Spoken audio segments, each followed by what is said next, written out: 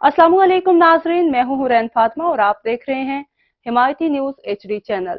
नजर डालते हैं आज की अहम खबर पर। खबर शामिल करते हैं रावलपिंडी से। ब्रिड हैजर्ड कंट्रोल कमेटी का इजलास RDA कॉन्फ्रेंस रूम में डायरेक्टर जनरल RDA किंग्सा मुर्तजा की सदारत में मुनक्किद हुआ।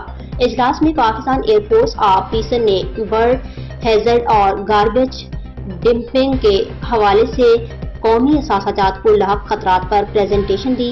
रावलपिंडी में मुख्तलिफ जगहों अली नवाज चौक, टीपू रोड, RIC हॉस्पिटल करीब, ढोक खब्बा और रावल रोड पर कूड़े के ढेरों, कबूतर, परिंदों और फायरिंग के हवाले से मसाइल हैं। पाकिस्तान एयरफोर्स ऑफिसर ने दरखास्त की कि छतों पर पिंजरों को खत्म करवाया जाए। DG RDA किंग्सा मुर्तजा ने वाज़ेह किया कि जिला इंतजामिया और RDA रावलपिंडी डिवीजन में पहले से ज्यादा सहूलियात फराहम करेंगे। इस हवाले से DG RDA ने director state management RDA Shahzad Gondal की सरबराही में कमेटी कायम कर दी।